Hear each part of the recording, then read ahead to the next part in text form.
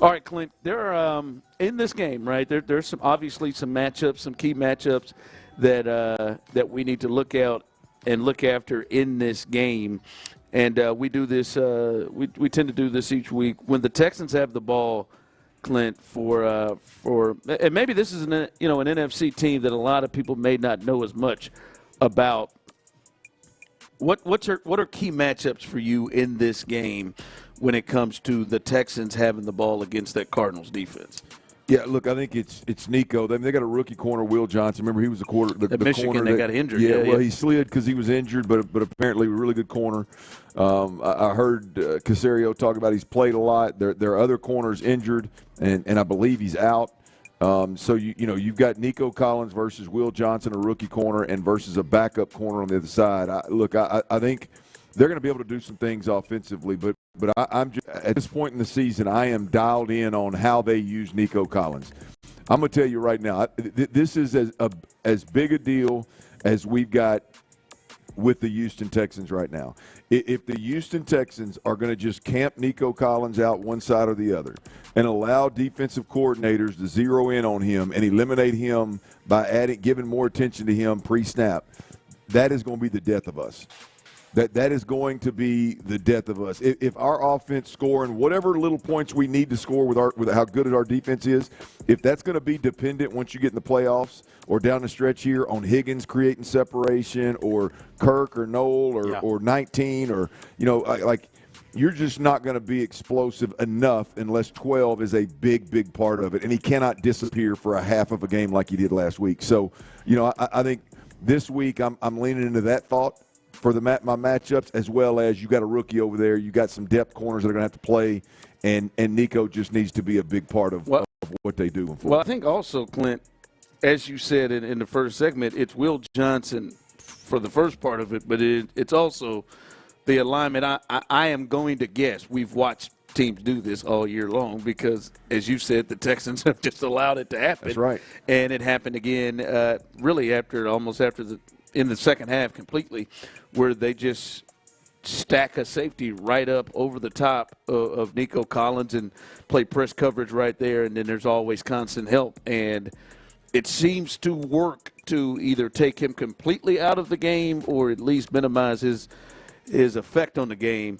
And that, I think that's a part of it, just that coverage. Is there going to be an adjustment on that, right? Because it isn't just one-on-one with the corner with Nico. It's the help. Well, and here's the deal is, look, Nico can go out and have a good game that way, obviously. He's a good enough player where he can get pressed all day long and get off the ball, and even with the safety over the top, now we're going to hold the football quarterback so we can get into the deep curl zones and so we can run the deep digs and we can run these different routes. So it just requires a little bit more from everybody on the field to get him the ball that way. It's a little bit more difficult on him. What I'm looking for is just some easier touches for Nico. Again, whether that's in the screen game, the quick game, if you move him, you're automatically going to get him a free release. You get him in the middle of the field some. You may get him on a nickel defender. They may switch it. You get them in chase mode instead of we're going to double this guy. We know exactly where it is. Now they're chasing and reacting, and you can create some opportunity that way with your big guy. I just hope that's what they do because I'm telling you, Ron, there's just I love the complementary receivers that we have, the potential as a Texans fan. I'm like, yeah, Higgins is coming, man. Yeah, I like Noah. I still have a little bit of hope for 13, but against better defenses, it's just going it shouldn't come down to that. And that's the thing is, Clint, I think they will be all right in this game if Nico like we take a look at the Ravens game. He didn't have that big of a game with 40, 50 yards or something like that. And they were able to spread it around. But if you potentially run into Mike Vrabel, gets his hands on you. Last week in the second half? Last week, yeah. But, we're talking the playoffs. You potentially run into Mike Vrabel. You potentially run into Vance Joseph again. And this, and this time he has Patrick Surtain, right? Like you run into these teams that will have the ability to, apparently be able to take Nico out the game and make it tougher for the other guys around him. Can they, in games like this, show that they can move Nico around and get him out of that type of coverage and that they'll still be effective in that, so they can prepare themselves for the games that where that'll be really important, where you just can't have Nico Collins not be a part of.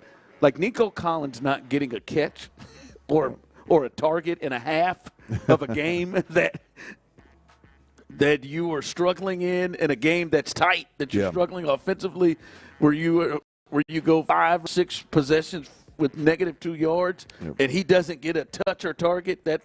There can't be a defense out there that can have. Well, you got to make it that you got to make it a lot more difficult than that. And maybe they will when they're not in a game where they feel like they've got control of the game. Maybe I don't know, but I'd like to see it this week some. All right, what about when the Cardinals have the ball? Well, this one for me is simple. It's about the Cardinals' interior offensive line versus a real thin spot right now for the Texans. No Tim Settle, no Foley Fatukasi. I mean, you're down, you're thin right there in the middle, and so it's not necessarily any one guy. It's just down the stretch here in the season. How does the Texans' interior defensive line? How do they stand up down the stretch in the last 4 ball games? And does the late season start to wear on some of these guys? Because here's what happens: when you've got guys that are asked to do more than play. Because we've heard D'Amico talk about this rotating 8 defensive linemen. Hey, Tommy Togiai is coming now. That's it, Togiai. That's right, he is. But there's when you look at it, he wants to rotate those guys. So he's got a bunch of bodies in there that play fast and you need to rotate. Well, when you lose a couple of those guys, all of a sudden they're playing more, right? More mileage, more the load on those guys. Can they handle it down the stretch?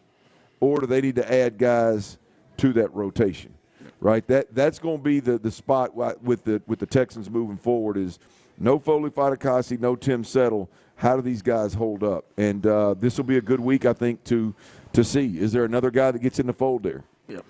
I mean, Danico Autry's had a hell of a season. I mean, he gets in there and he either commits a penalty or has a monster play that changes the game. Yeah, so I'll take that. That's right. That's right.